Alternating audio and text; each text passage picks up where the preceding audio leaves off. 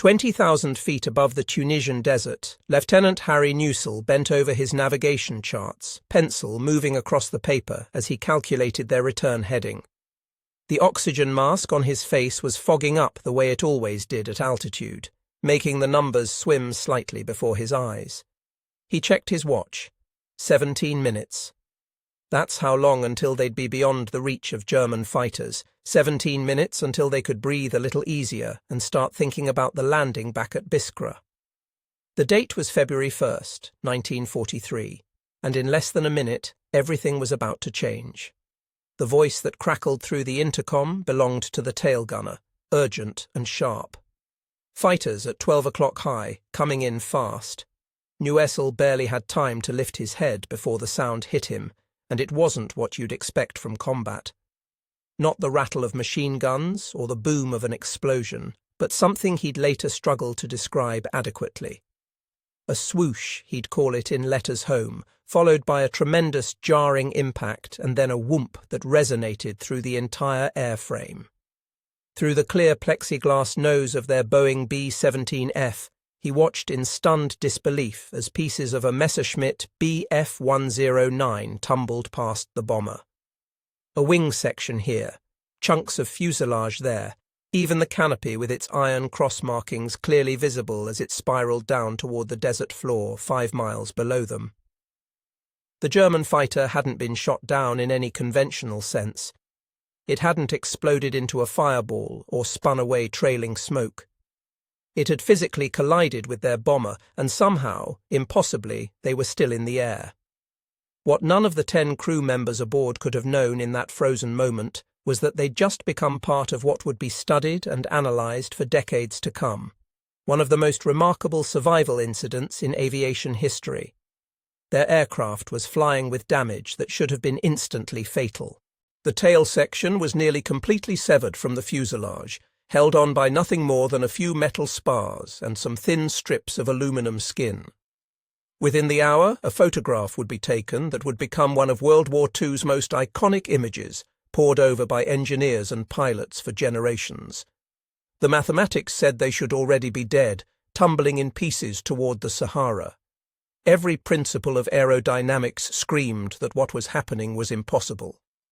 Yet up in the cockpit, First Lieutenant Kendrick Robertson Bragg Jr. was gripping the control yoke with the kind of determination that came from never having lost, not in his legendary 1938 season as a halfback for Duke University, and not now.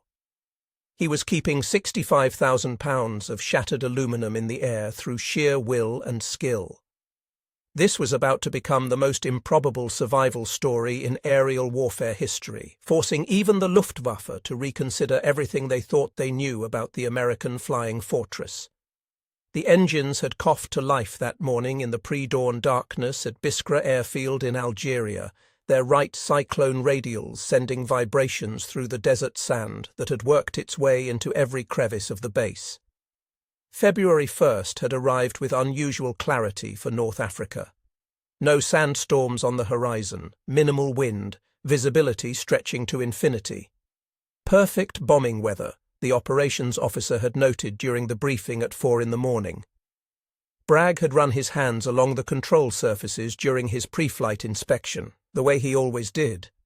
At 25 years old, he carried himself with quiet confidence, the kind that came from proving yourself in multiple arenas.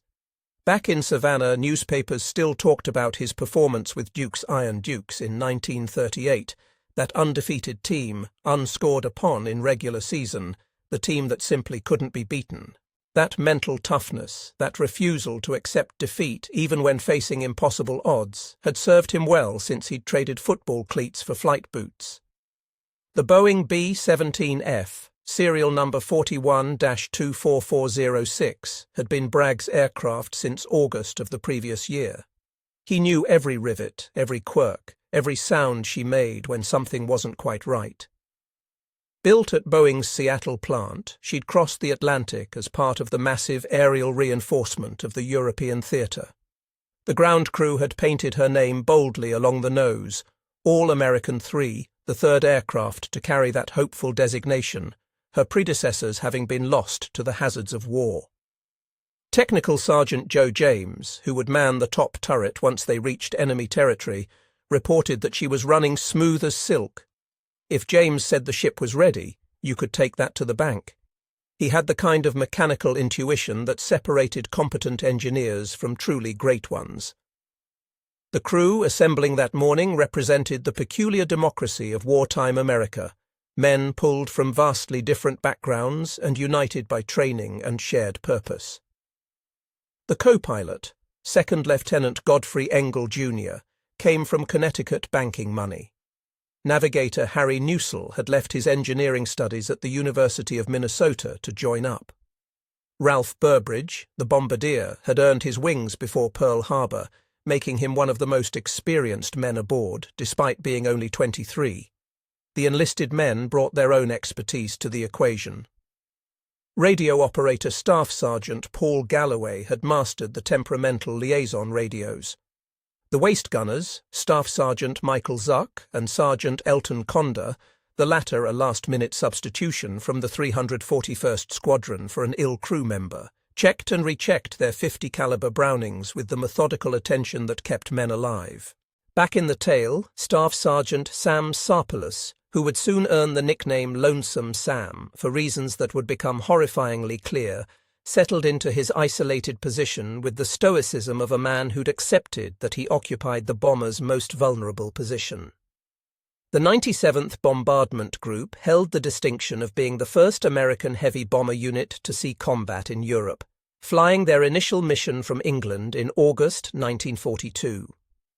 They'd since relocated to North Africa as part of the campaign to drive Axis forces from the continent, and they'd already paid a heavy price in aircraft and crews lost to fighters, flak, and the unforgiving mathematics of strategic bombing. Today's target represented a critical choke point in the German supply system. The port facilities at Tunis and Bizerte funneled supplies to Axis forces fighting their last stand in North Africa. Every ton of supplies that reached those ports extended the resistance. Every successful bomb run brought the Allies closer to clearing the continent and opening the door to southern Europe. The formation assembled over the Mediterranean with practiced precision, 12 B-17s of the 414th Bombardment Squadron forming into their defensive box pattern. This three-dimensional formation had been designed to maximize overlapping fields of fire from their 50 caliber machine guns, creating a sphere of defensive firepower that theoretically made attacking fighters pay a heavy price. All-American 3 took her position on the right wing of the lead aircraft, Flaming Mamie, commanded by Major Robert Coulter. The absence of fighter escort hung over the formation like a storm cloud. The P-38 Lightnings that should have been weaving protective patterns around them sat grounded with mechanical issues. The B-17s would have to rely on their own guns and the theory of mutual protection, a theory that had yet to be truly tested against determined opposition. At 20,000 feet, the temperature plummeted to 40 below zero. Ice formed on the windows, and the crew's breath froze inside their oxygen masks, requiring constant breaking away of ice crystals that could block airflow and suffocate a man. The electrically heated flight suits fought a losing battle against conditions more suited to the Arctic than North Africa. Men routinely returned from missions with frostbite that rivaled their combat wounds in severity. When Tunis materialized through scattered clouds below, Bombardier Ralph Burbridge announced the sighting over the intercom. The port bristled with activity down there. Ships unloading supplies, trains waiting on sidings, trucks streaming towards the front lines where Rommel's Africa Corps was making its last stand against Montgomery and Patton. The bomb run required absolute precision, 3 minutes of flying straight and level with no evasive action, while Burbridge synchronized his Norden bomb sight with the target below. The secret device, which Americans guarded so carefully that it was removed from aircraft after every mission, used gyroscopes and mechanical calculations to determine the exact release point. Flak started coming up, black puffs blossoming around them, each one representing hundreds of pieces of shrapnel seeking aluminum and flesh. The German 88mm anti-aircraft guns, originally designed as anti-tank weapons, had proven devastatingly effective against bombers. When Burbridge announced bombs away, All-American 3 lurched upward as 4,000 pounds of high explosives fell from her bomb bay. Below, the port erupted in smoke and flame. Direct hits on warehouses, secondary explosions from stored ammunition, ships listing at their moorings. A good strike, maybe their best yet. The celebration was short-lived. As the formation turned west toward home, the fighters appeared. Multiple gunners shouted warnings simultaneously as two Messerschmitt Bf-109s dove from their perch in the sun. German pilots had learned through hard experience that the B-17's defensive fire was weakest from the front. The nose guns couldn't depress enough to hit fighters coming in low, and the top turret couldn't traverse fast enough to track a high-speed frontal approach. The first fighter, piloted by Oberleutnant Julius Meinberg, temporarily attached to Jagdgeschwader 53, opened fire at 500 yards. His 20mm cannons and 13mm machine guns sparkled along his wings as he pumped rounds into flaming Mamie.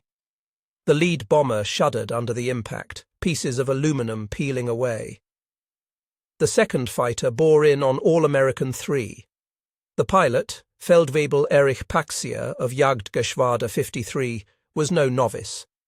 With 16 confirmed victories, he'd earned the Ehrenpokal, the honor goblet awarded to successful fighter pilots. He knew exactly where to aim: the cockpit to kill the pilots, the engines to cripple propulsion, the wing roots where fuel tanks lived. But something went wrong at 300 yards.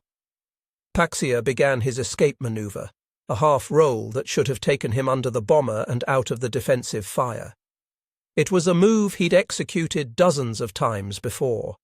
This time, whether from overconfidence, target fixation, or mechanical failure, he started the maneuver too late. Or perhaps, and here the historical record becomes crucial, he didn't start it at all because he was already dead.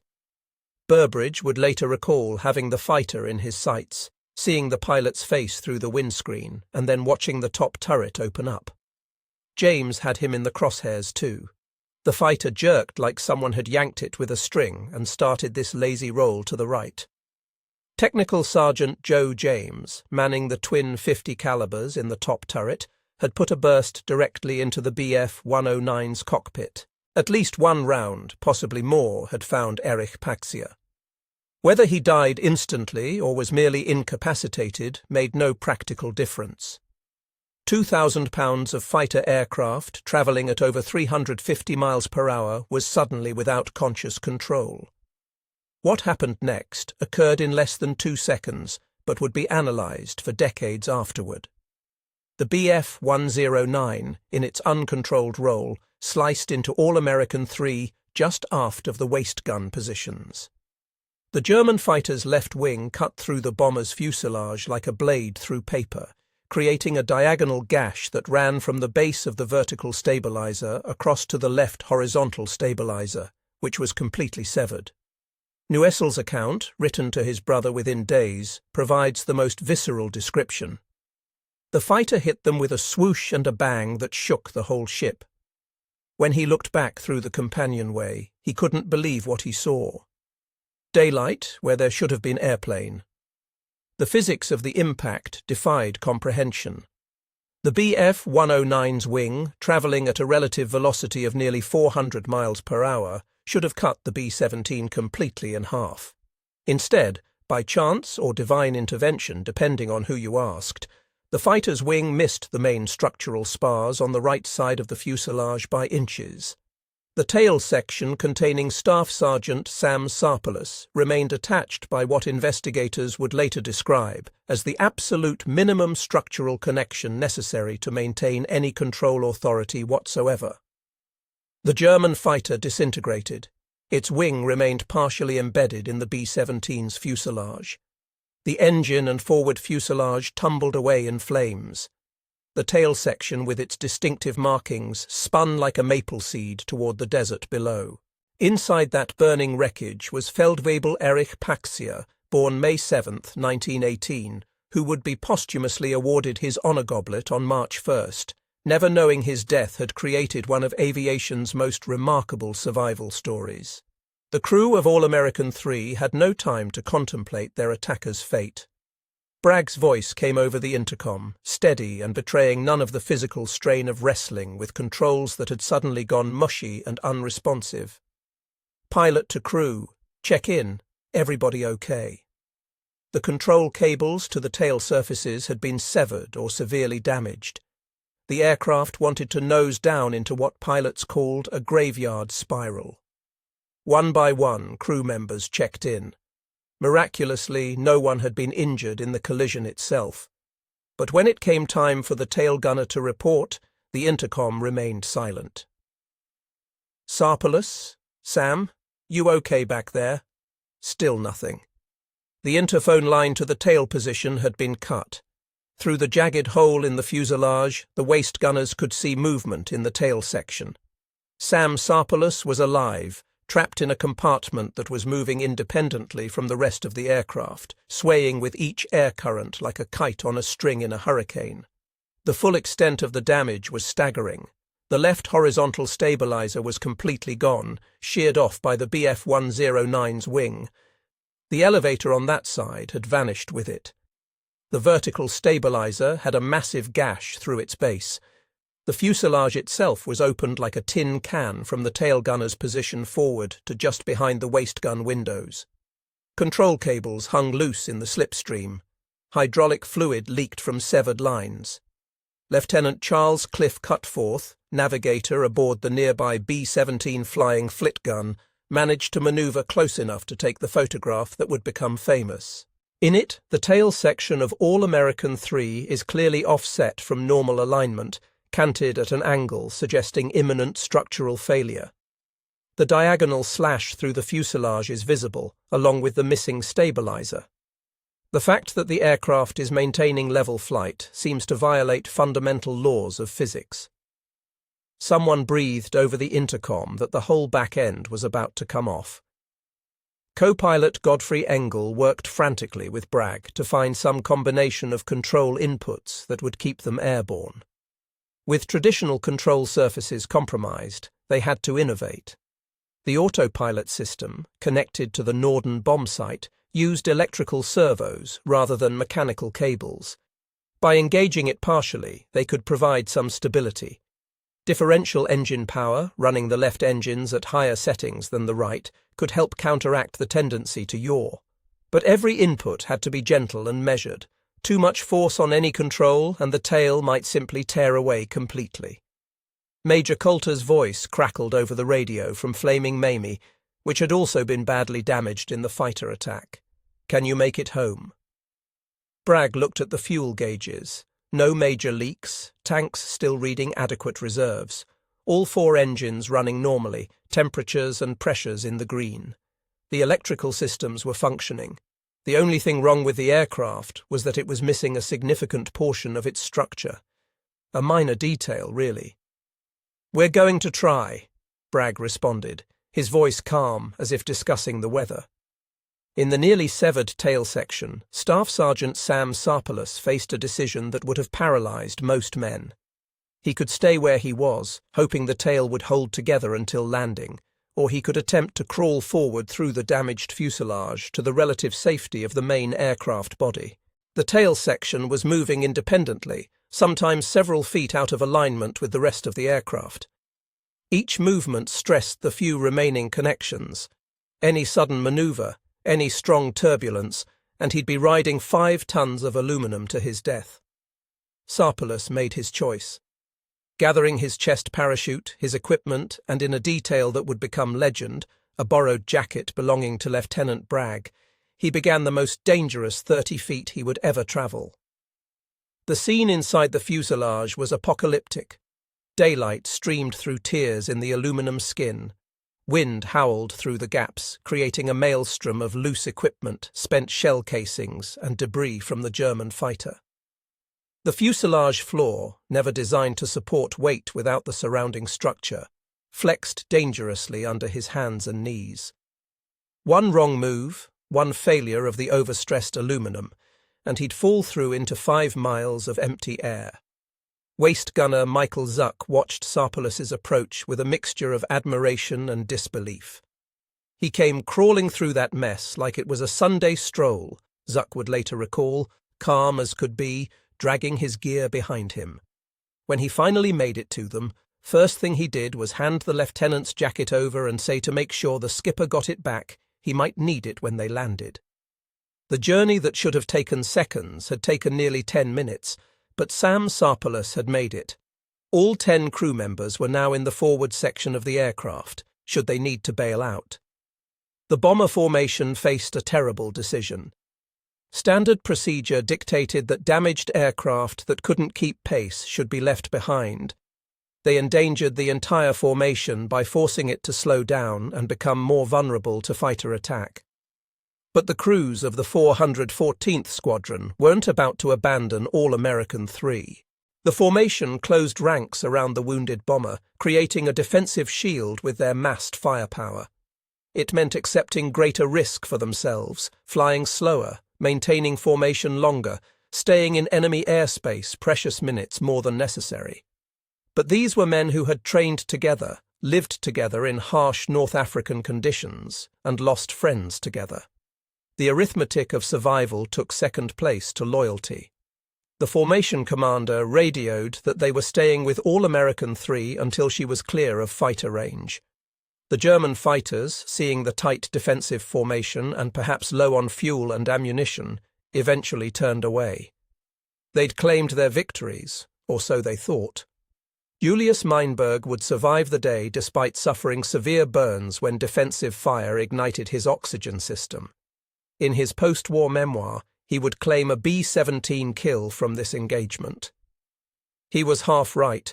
Flaming Mamie would indeed go down, Major Coulter and 6 crew members killed. But All-American 3 refused to die. As the formation finally crossed into Allied-controlled airspace, the other bombers began peeling away, waggling their wings in salute as they headed for Biskra. All-American 3, flying at reduced speed to minimize stress on the damaged structure, would make the journey alone.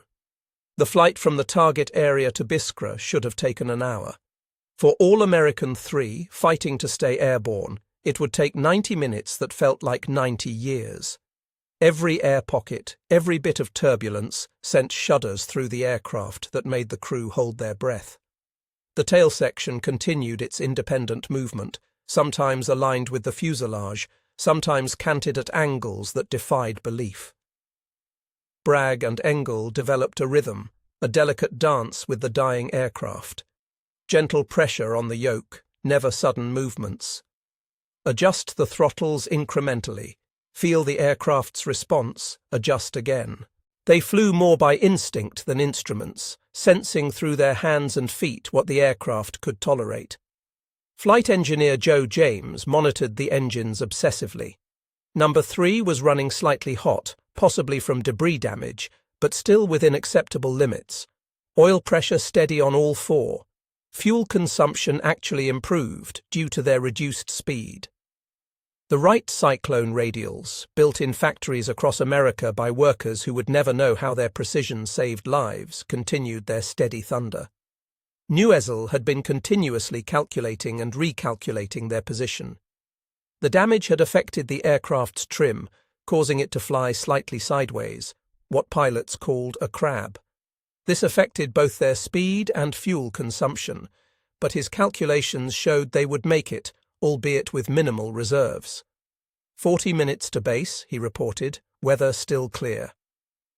Radio operator Paul Galloway had been in constant contact with Biskra Tower, updating them on the aircraft's condition. The base had mobilized every available emergency vehicle, ambulances, fire trucks, crash crews. The base commander himself had come to the tower to monitor the situation.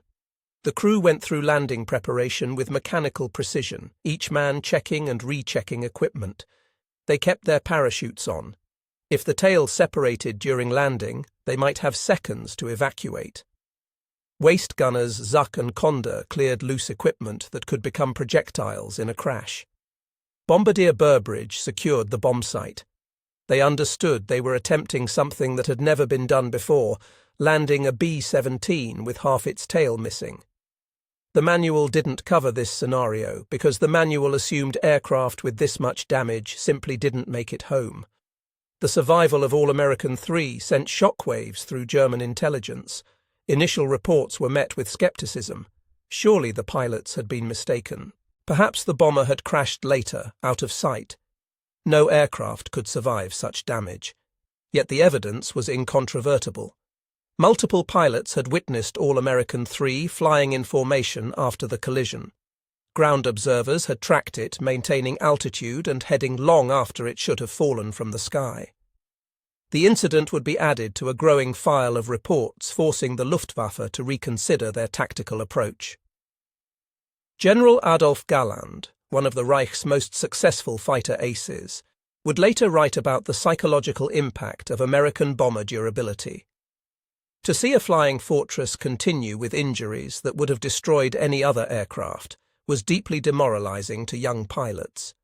They would expend ammunition, score what should have been killing hits, and watch the Americans fly home. Bragg's voice came over the radio. "Biskra Tower, this is All-American, 5 minutes out. Request straight-in approach runway 27. The controller cleared them for immediate approach, emergency vehicles standing by, and asked how many wounded were aboard. Bragg and Engel exchanged glances. By all rights, they should all be dead. Yet here they were, 10 men without a scratch among them, at least not from the collision. Tower, All-American, no wounded, just need a straight approach. We've got structural damage. The understatement of the year. Through the windscreen, the brown expanse of Biskra airfield materialized from the desert haze. Home, safety, solid ground, the most beautiful sight any of them had ever seen. Engel announced gear coming down, moving the lever.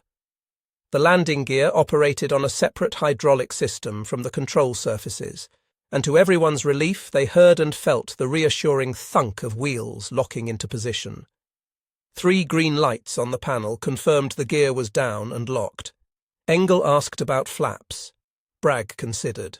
Flaps would slow them for landing, but would also change airflow over the tail, potentially adding stress to the damaged structure. No flaps, he decided. We'll come in hot and use the whole runway. The approach required every ounce of skill Bragg had developed in hundreds of hours of flight training. The aircraft didn't want to fly straight. It wanted to yaw, to roll, to pitch down. Every correction required an opposite correction, a constant battle against aerodynamic forces that should have won 80 miles ago. 1 mile out, half a mile. The runway rushed up to meet them, wider and more welcome than any runway had ever been. Ground crews lined the taxiways, watching in stunned silence as the impossible aircraft made its final approach. Some would later say they could see daylight through the fuselage from a quarter-mile away. The main wheels kissed the sand-swept runway at 110 miles per hour, faster than normal but as gently as Bragg could manage. The aircraft settled, and for a moment it seemed the landing would be perfect. Then physics reasserted itself. Without the tail wheel, which had been destroyed in the collision, the tail section dropped to the runway surface. The aircraft became a 65,000-pound sled, grinding down the runway in a shower of sparks and aluminum fragments. The sound was indescribable, metal on concrete, a shriek that could be heard miles away. Bragg and Engel stood on the brakes, fighting to keep the aircraft straight as it decelerated. Without the tail wheel and with compromised rudder control, any deviation from straight ahead could cause a ground loop that would certainly tear the aircraft apart. 100 yards, 200, 300. The aircraft finally ground to a stop, sitting at an awkward angle with its tail on the runway and nose pointed skyward. For a moment, nobody moved. Then, as if on signal, all 10 crew members scrambled for the exits. They assembled on the runway, looking back at their aircraft in disbelief. The damage was even worse than they'd imagined. The tail section hung at an impossible angle, connected to the fuselage by what appeared to be strips of aluminum no thicker than heavy paper. How it had held together for 90 minutes of flight was beyond comprehension. The flight surgeon rushed up with his medical team. "No business here, Doc," Bragg told him. "We're all fine. Not a scratch." The doctor looked from crew to aircraft and back again, his expression suggesting he was witnessing either a miracle or mass hallucination. What happened next would become part of the legend. 3 ground crew members from another squadron, curious about the damage, climbed aboard All-American 3 to get a closer look. They made their way aft, peering through the gash in the fuselage, marvelling at the destruction. Their combined weight, perhaps 500 pounds, was the final straw. With a grinding, tearing sound of overstressed metal finally giving way, the tail section separated completely and collapsed onto the runway.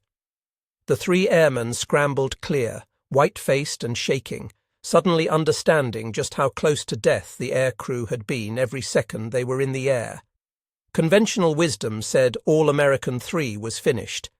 The damage was too extensive, structural integrity too compromised. In any other air force, she would have been cannibalized for spare parts and the remainder scrapped. But the United States Army Air Forces operated on a different philosophy. If it could be fixed, fix it. Master Sergeant Hyland and the men of the 50th Air Service Squadron spent 6 weeks performing what could only be described as major surgery. They found a tail section from another B-17 damaged beyond repair in a landing accident. Using techniques more suited to a shipyard than aircraft maintenance, they grafted the salvaged tail onto All-American 3. The work was meticulous and exhausting. Every rivet had to be perfect, every control cable properly tensioned, every electrical connection tested and retested. The men worked in desert heat reaching 120 degrees, then through nights when temperature plummeted toward freezing.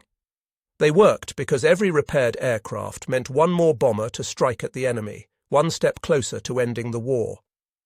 The repair was crude by Boeing factory standards. The aircraft would never be the same, slower, less responsive, prone to vibrations that hadn't existed before. But on May 10, 1943, All-American 3 flew again, carrying another crew on a mission to Sicily. Ground crews watched her take off with pride and apprehension. They'd brought her back from the dead, but would she hold together? She did. All-American 3 continued flying missions, though relegated to less demanding roles. Transport flights, training missions, milk runs to areas where fighter opposition was unlikely. She'd earned the right to an easier life. On March 6, 1945, at Lucera Airfield in Italy, she was finally retired and salvaged, her war over at last. The research into the identity of the German pilot reveals a young man whose story intersected with history in the most violent way possible. Feldwebel Erich Paxia was 24 years old on February 1, 1943, just a year younger than Kendrick Bragg. Born May 7, 1918, he'd grown up in a transformed nation, trained in glider clubs, secretly preparing pilots for an air force that wasn't supposed to exist under treaty obligations. By early 1943, Paxia had proven himself an exceptional fighter pilot. His 16 confirmed victories placed him among the successful but not legendary aces, men who did their job with skill and professionalism, but whose names wouldn't be celebrated in propaganda broadcasts. He flew with Jagdgeschwader 53, one of the most successful fighter wings, credited with over 4,000 Allied aircraft destroyed during the war.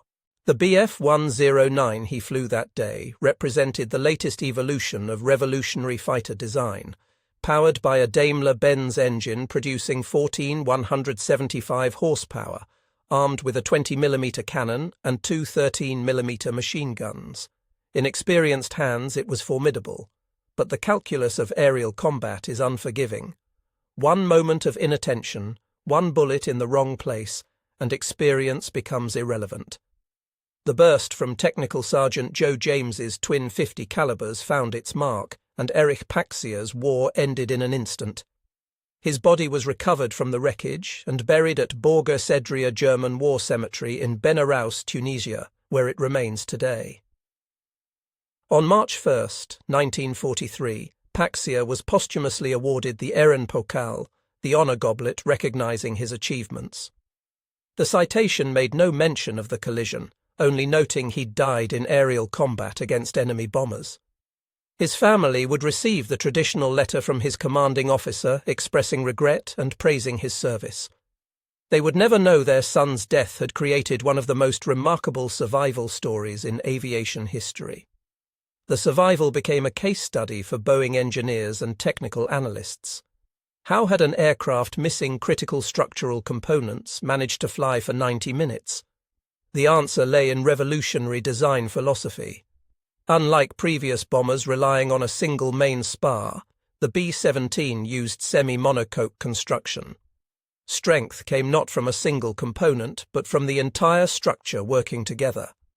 The aluminum skin itself carried loads, reinforced by frames and stringers distributing stress throughout the airframe.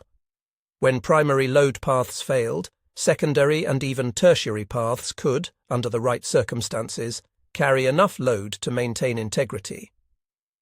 The key to All-American 3's survival was what hadn't been damaged. The wing-to-fuselage junction, the strongest point, remained intact. Main wing spars carrying the weight of 4 engines and fuel tanks were undamaged. The bomb bay area, with its robust construction, provided a rigid box holding forward and aft sections together, even when connecting structure was compromised. Boeing engineer William Allen, reviewing incident reports, noted the B-17 had been designed with combat damage in mind from the beginning.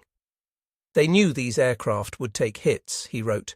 They built in redundancy wherever possible, multiple control cables, backup hydraulic systems, structural members that could carry loads even when neighbors failed. The fact this aircraft survived such extreme damage validates every extra pound of structure included. The electrical system played a crucial role. While mechanical control cables were severed or damaged, electrical wires running to autopilot servos remained partially functional. This allowed Bragg and Engel to maintain some control authority through the Norden bomb site's autopilot system, a capability that hadn't been designed for this purpose but proved invaluable. The survival sent ripples through both Allied and Axis air forces. For American bomber crews, it became a morale-boosting legend told in briefing rooms from England to Italy. If All-American 3 could make it home with half her tail shot off, surely their damaged aircraft could make it too. The psychological impact was immeasurable. Crews flew with greater confidence, knowing their flying fortresses could absorb punishment that would destroy other aircraft. The 414th Bombardment Squadron adopted a new emblem inspired by the incident, a puppy praying atop an aircraft tail section, reference to the phrase coming in on a wing and a prayer. Though the famous song of that title was actually written about another aircraft, the association with All-American 3 became permanent in squadron lore. For the Germans, the incident reinforced growing concerns about American industrial capability. Field Marshal Erhard Milch, responsible for Luftwaffe aircraft production, had already warned about strategic implications. "The Americans are building bombers like we build cars," he told a conference. "No, faster than we build cars. And these bombers are not fragile. They are flying tanks." The tactical implications were significant. Luftwaffe doctrine had assumed catastrophic structural damage would destroy any bomber. Pilots were trained to aim for critical points where a few well-placed cannon shells should prove fatal. But incidents like All-American 3 proved even perfect shots might not bring down a B-17. Major Gunther Rall, who would become the third highest-scoring ace with 275 victories, wrote about the frustration. You would attack, score hits, see pieces flying off, and watch the bomber continue flying.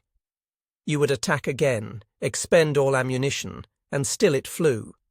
Sometimes you wondered if American bombers were protected by supernatural forces. Germans began developing new tactics, attacking from the front where defensive armament was weakest, concentrating multiple fighters on single bombers, developing heavier weapons specifically for bomber destruction. The 30mm cannon-firing explosive shells that could blow metre-wide holes was a direct response to B-17 durability. The 10 men who survived would carry the experience for the rest of their lives, each processing it in their own way.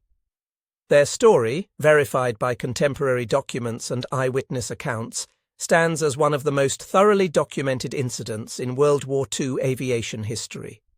First Lieutenant Kendrick Robertson Bragg would complete his tour and return to the United States, where he served as instructor pilot, teaching new bomber crews skills that might one day save their lives. He rarely spoke about February 1st even to family. When pressed, he would simply say they were lucky, good airplane, good crew, lucky. He died October 13, 1999. Navigator Harry Newsell later said when he looked back and saw daylight through the airplane, he thought they were finished, but Bragg and Engel kept her flying. He didn't know how, but they did. Newsell passed away June 27, 1991, at age 74. Bombardier Ralph Burbridge became the crew's unofficial historian, spending decades correcting myths that accumulated around their story. In interviews near the end of his life, he systematically debunked embellishments. No, they hadn't used parachute cords to hold the plane together. No, they hadn't completed their bomb run after the collision. It happened on the way home. No, they weren't headed for England, but back to their base in Algeria. Burbridge understood the true story was remarkable enough without exaggeration. He died February 3, 2013, at age 92, one of the last surviving witnesses. Co-pilot Godfrey Engel returned to Connecticut after the war, rarely speaking of his military service. Those who knew him said he would sometimes unconsciously move his hands as if working aircraft controls, especially during thunderstorms. He lived until May 3, 2007, dying at age 92 with family around him. Technical Sergeant Joe James, whose guns had killed Eric Parzia and precipitated the collision, struggled with the complexity of his role. He'd saved his crew by shooting down an attacking fighter, but that action led to a collision that nearly killed them all. The paradox haunted him. "I did my job," he would say when asked. "That's all any of us did, our job." The waist gunners Michael Zuck and Elton Conda maintained that watching Sam Sarpalus crawl through the destroyed fuselage was the bravest thing they witnessed in the war. "We saw a lot of brave men do brave things," Zuck said in a 1985 interview, "but Sam crawling through that mess calm as could be, that was something special." Staff Sergeant Sam Sarpalus himself, Lonesome Sam, who had ridden the severed tail section, became something of a legend. His matter-of-fact courage, exemplified by his concern for returning Bragg's jacket, represented the kind of unflappable determination characterizing the best American aircrew. "What else was I going to do?" he said when asked about his crawl. "Sit there and wait to fall out of the sky. Better to die trying than die waiting." Radio operator Paul Galloway would note that maintaining communication with base during the return flight was one of the hardest things he ever did. Every time the plane lurched, he thought they were coming apart, but he kept transmitting their position, keeping his voice steady. If they went down, he wanted them to know where to find them. The photograph taken by Lieutenant Charles Cliff Cutforth from Flying Flit Gun became one of World War II's most analysed images. Catalogued as official Air Force documentation, it shows All-American 3 in profile against North African desert, damage to her tail section clearly visible, studied by engineers, pilots and historians for decades, each searching for clues to explain the impossible. What the photograph reveals is both devastating damage and improbable survival. Left horizontal stabilizer completely gone, vertical stabilizer showing massive diagonal gash, fuselage opened from tail gunner's position forward, yet the aircraft maintains level flight, all 4 engines running. No sign of the imminent structural failure physics demands should be occurring. The photograph has been frequently misattributed over years, claimed to show aircraft over English Channel, escorted by Mustangs, published with captions claiming it was taken from German fighter, some versions doctored to make damage appear even more dramatic. But the original authentic photograph needs no embellishment. It captures a moment that shouldn't exist, visual proof of what 10 men achieved through skill, determination, and what many would call divine intervention. The incident occurred at a crucial juncture in the North African campaign. The Afrika Korps, once seemingly invincible under Rommel, was being squeezed between Montgomery advancing from east and American forces pushing from west. Port facilities at Tunis and Bizerte were vital lifelines for Axis forces. Every successful bombing mission hastened the inevitable surrender. Within 3 months of All-American III's miraculous return, Axis forces in North Africa would capitulate. On May 13, 1943, nearly 250,000 German and Italian soldiers surrendered in Tunisia, a defeat comparable to Stalingrad in its impact. The bombers of the 97th Bombardment Group, including repaired All-American III, had played their part in this victory. The B-17 Flying Fortress would become the most iconic American bomber of World War II. Though the B-24 Liberator was produced in greater numbers and could carry heavier bomb loads farther, it was the B-17 that captured public imagination.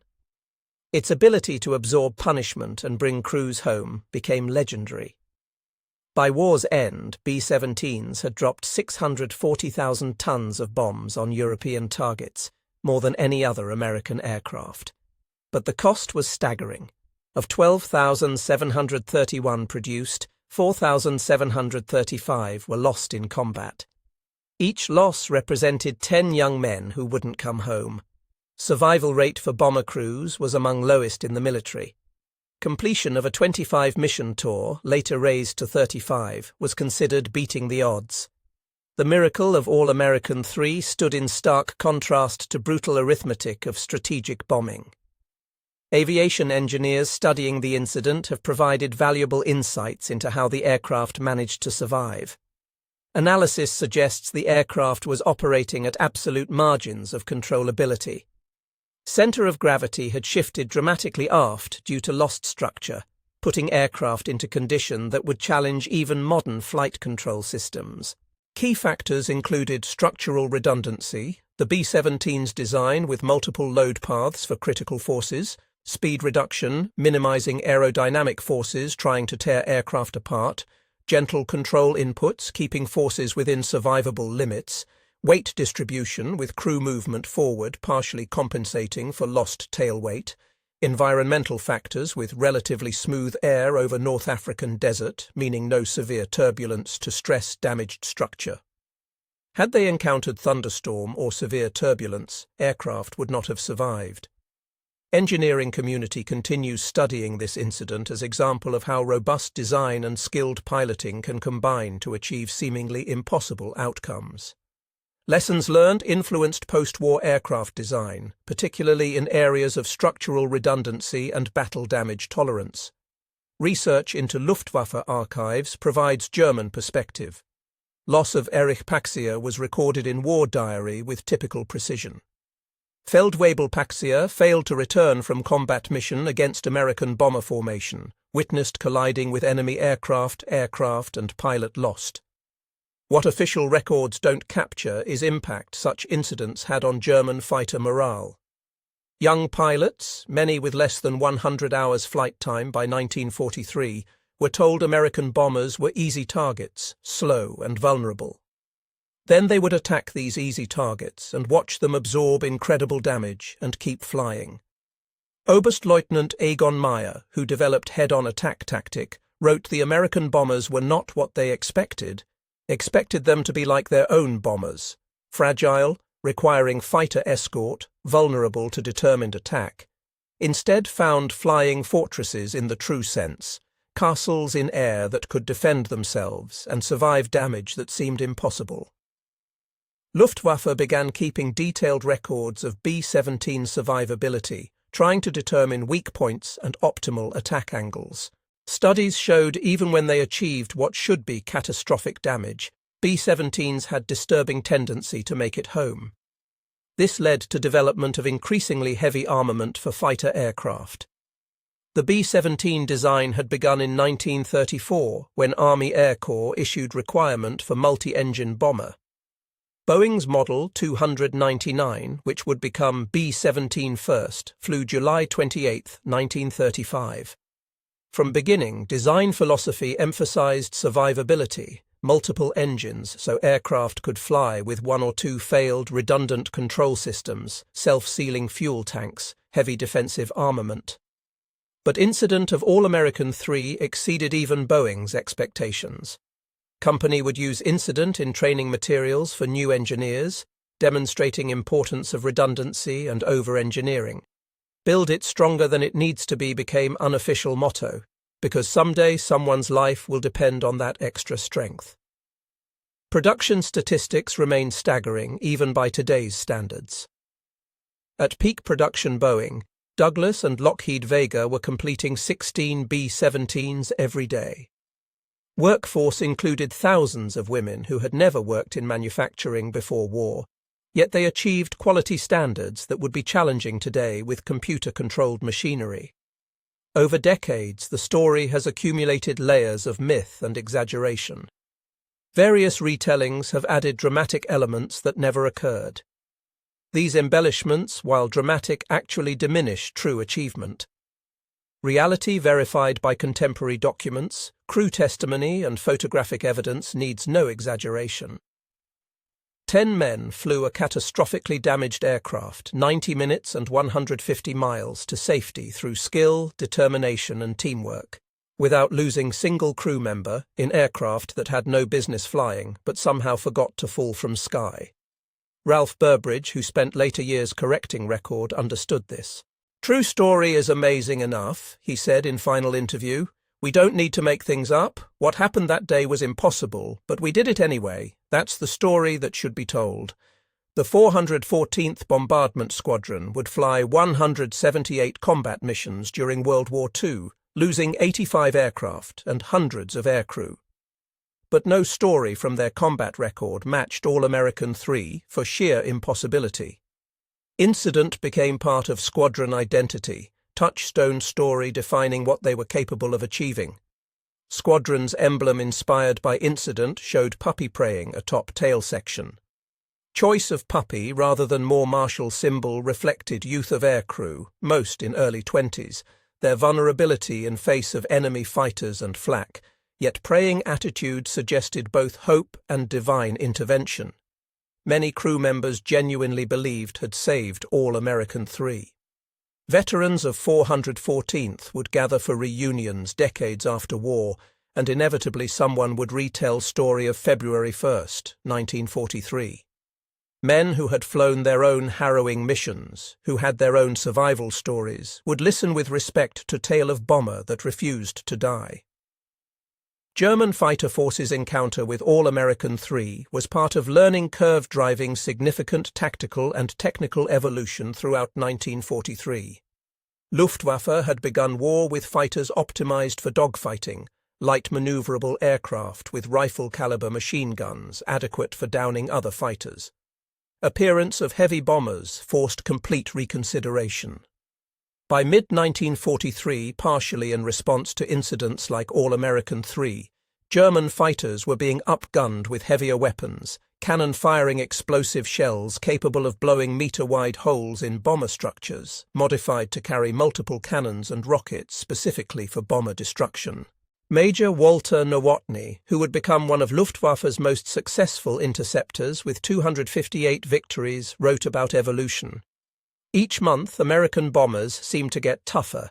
They would develop new tactics, new weapons, and Americans would counter with better defensive formations, better armor, longer-range escort fighters. It was race they were slowly losing. Psychological impact on German pilots was significant.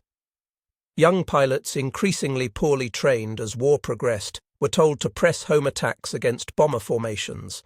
But pressing attacks against B-17S meant flying into converging streams of 50 caliber fire from multiple aircraft. Survival rate for German fighter pilots declined precipitously as 1943 progressed. Survival of All-American 3 represented more than one aircraft beating odds. It represented thousands of American workers building quality into every component.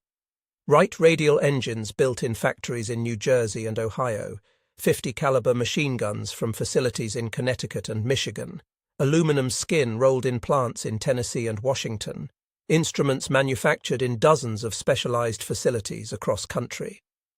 This distributed production network meant no single bombing raid.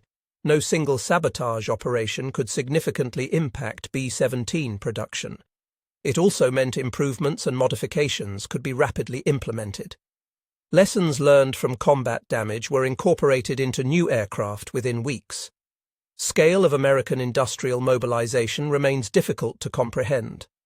In 1939, Army Air Corps had 1,700 aircraft total. By 1945, American factories had produced nearly 300,000 military aircraft. B-17 program alone employed over 40,000 workers at Boeing's Seattle plant, working 3 shifts around clock. Beyond technical marvel and strategic implications, story of All-American 3 is fundamentally about 10 young men facing impossible circumstances. They were not professional soldiers, but citizens who answered nation's call. Bragg had been college athlete, Neuzel engineering student. Burbridge had joined before Pearl Harbor simply because he wanted to fly. Their calm professionalism in face of catastrophic damage speaks to quality of American aircrew training. Army Air Forces had created from scratch largest aerial training program in history. By 1943, training bases scattered across America were producing 100,000 new pilots annually, along with similar numbers of navigators, bombardiers, gunners, and other aircrew. This training emphasized not just technical skills, but crew coordination and emergency procedures. Crews flew together through advanced training, learning each other's strengths and weaknesses, developing teamwork that would save lives in combat. Crew of All-American 3 had flown together for months, creating mutual trust that allowed them to function effectively, even when aircraft was literally falling apart around them. While survival of one bomber might seem tactically insignificant in war involving thousands of aircraft, strategic impact was considerable. Incident occurred during critical period when American daylight bombing doctrine was being severely tested. Theory that heavily armed bombers could fight way to targets without fighter escort was proving costly. But incidents like All-American 3 provided evidence B-17 could at least survive journey home even when severely damaged. This survivability meant experienced crews were more likely to complete tours, preserving institutional knowledge and improving overall effectiveness. It meant damaged aircraft could be repaired and returned to service rather than being total losses. More importantly, it affected German strategic calculations. If American bombers were this difficult to destroy, and if American industry could produce them faster than they could shoot them down, then mathematics of aerial attrition favored allies. This realization contributed to gradual shift of German production priorities from offensive to defensive weapons, from bombers to fighters, shift that would ultimately prove futile. Despite extensive documentation, some aspects of All-American 3's survival remain subjects of engineering study. How did few remaining structural members designed to carry perhaps 20% of loads they endured hold together for 90 minutes? Why didn't aerodynamic flutter, destructive vibration that can tear damaged aircraft apart, develop during return flight? Aircraft appears to have been operating in what engineers call non-linear regime, condition where normal aerodynamic rules become unpredictable. Fact aircraft remained controllable in this regime may have been due to fortunate combination of factors, specific damage pattern, atmospheric conditions, and skill of pilots, all aligning to create survivable situation against overwhelming odds. In 1985, several surviving crew members gathered for reunion in Austin, Texas. Age had silvered their hair and slowed their steps, but when they stood before B-17 on static display, years fell away. They walked through aircraft, each remembering their position on that day 42 years earlier. Bragg, then 67, sat in pilot seat one more time, hands automatically finding control yoke. "She was good ship," he said quietly. "She brought us home when she had every right to quit on us. Can't ask more than that from airplane." Burbridge, standing in bombardier's position in nose, pointed through plexiglass. "That's where I saw fighter coming in, right there straight at us. I can still see his face sometimes, just before James got him." They signed autographs for aviation enthusiasts who came to meet men of All-American 3. They answered questions, posed for photographs, shared memories. But there were also long silences, moments when each man was back over Tunisia, feeling aircraft shudder from impact, wondering if next second would be their last. Military historians have placed incident within broader context of air war over Europe and North Africa.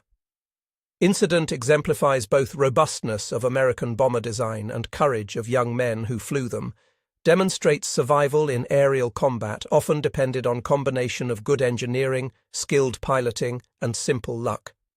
Incident also influenced post-war aviation design. Concept of redundancy, building aircraft that could survive battle damage, became central to military aircraft design. Modern combat aircraft incorporate lessons learned from B-17 combat experience, including multiple hydraulic systems, redundant flight controls, and structural designs, preventing catastrophic failure from localized damage. Statistics of all American 3's survival remain compelling.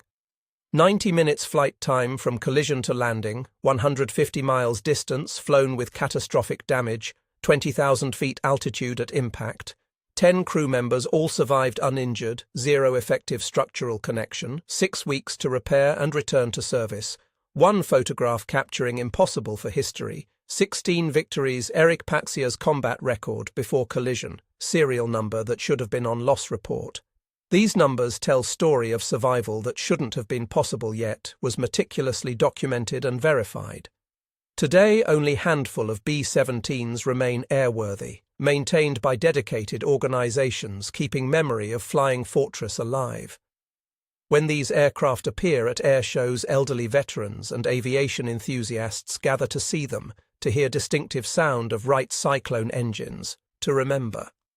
Story of All-American 3 is told at these gatherings, usually by someone who knew someone who was there or who has studied incident in detail.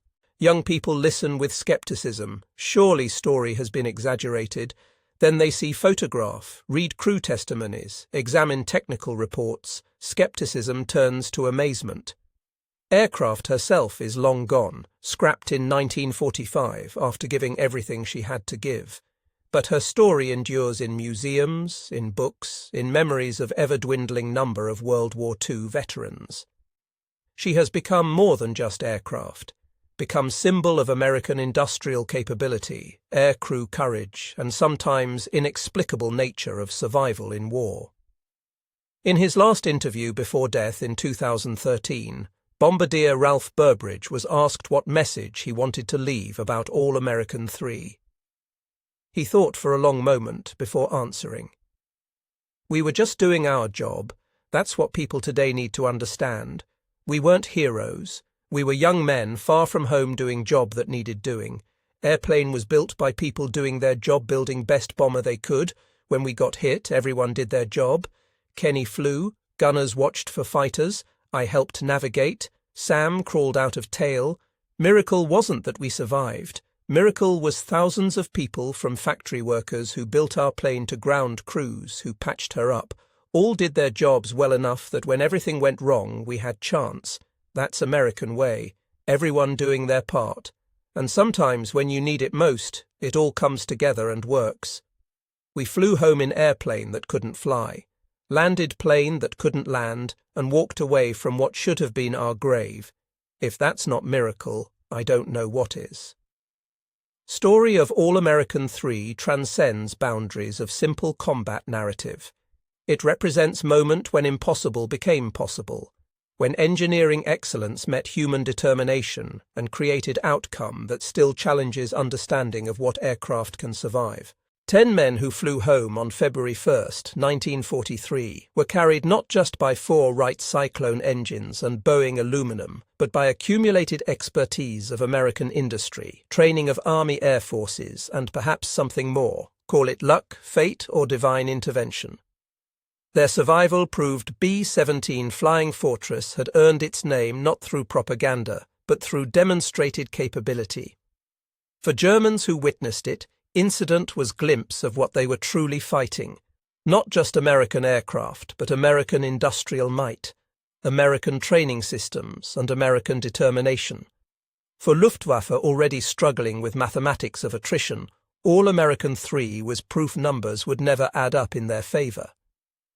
Photograph taken that day, B-17 flying with tail nearly severed, has become iconic image of World War II, but represents more than one miraculous survival, captures essence of American air campaign, damaged but still flying, wounded but still fighting, against all odds but still coming home. Kendrick Bragg and his crew didn't set out to make history on February 1st, 1943. They set out to bomb target and return to base, just another mission in war that seemed endless.